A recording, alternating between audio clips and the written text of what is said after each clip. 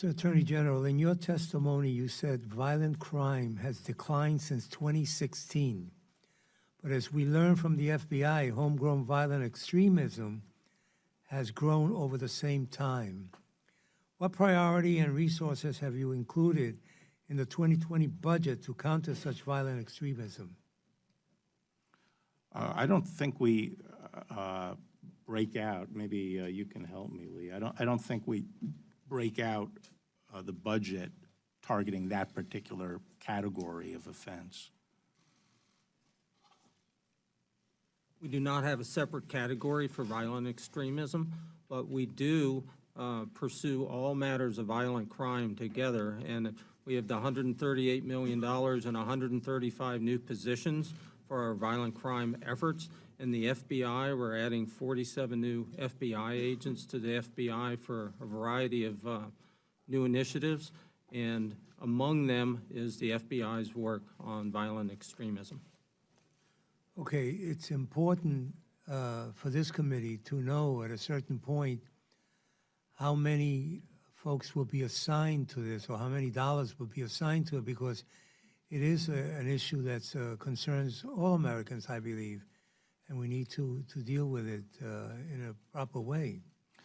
Yes, Mr. Chairman, but you know, the people who are on the watch for this kind of thing, whether they be FBI agents or U.S. attorneys pursuing potential cases, are the very same people that would also be looking at other forms of terrorism potentially. So it's hard to allocate exactly the dollars by that category.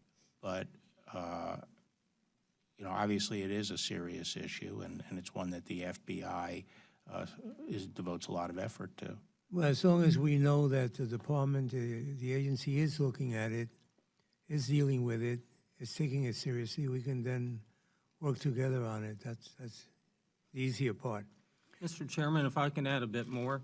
We do have in the FBI's budget this year, we have the $16 million for the FBI's participation in the National Vetting Center with other federal entities, and that helps the FBI look closely at individuals who may be coming to the United States. So we have that vetting money in the FBI. We also have $4 million in the Office of Justice Programs on grants that go towards looking at extremism and domestic terrorism. Good. A few weeks ago, the ATF Director Brandon told us that the department's fiscal year 2020 budget request would result in ATF being forced to let go more than 300 staff due to increasing investigatory costs. As we seek to address rising gun violence in this nation, how can the department justify a proposal that will result in fewer resources dedicated to that goal? Well, let me just say first that I'm a huge fan of ATF. I think they're an outstanding agency, and I would love, you know, any money spent on the ATF is well worth it. One of the common themes I hear from U.S. attorneys is how valuable the ATF agents are, and their technology is just outstanding in helping to deal with gun violence and violent crime. Now, I am told that the statement made by Mr. Brandon was actually based on faulty information, and we don't think that it would lead to we are asking for more money for ATF, and we don't think it would result in fewer agents, but, you know, yeah, maybe Lee could help me with that. Sure. So I think very highly of the ATF chief. I've known him for years. We've worked together very, very closely. We took a hard look at his budget. This year's budget will increase ATF by 3.9%, actually just about 4%. It does have increases for ATF. If you look back over the last 3 years, we've given an 8.7% increase to ATF.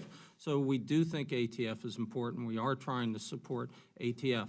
I know the ATF chief is very concerned about his agency. His budget is susceptible to absorbing inflationary increases, and if the pay raise isn't funded or if his rents or contracts go up, he's very concerned about that, and he's worried that it'll translate into a loss of staff. I can tell you that we have looked at this year's budget, though, And at the 4% increase we're asking for, we don't think that translates into loss of hundreds of staff.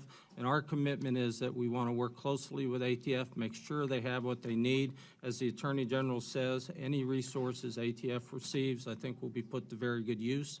But we're committed to working closely with the ATF folks to make sure they make it through the year. And again, a 4% increase on this budget, we think is a strong request for ATF, strong request for their NIBIN system, the $11 million for that. There's $4 million for their Spartan case management system. So we are trying to stand behind ATF in this budget. Well, I would hope that you can get this issue resolved in terms of letting us know what really is going on, because as we put together the bill, and that will happen pretty soon, you know, I need to be able to go to this young woman on my right and tell her I need more money for certain agencies. And we can't do this if they're saying they're going to lose over 300 folks, and you'll say they're not, or that it's not. We need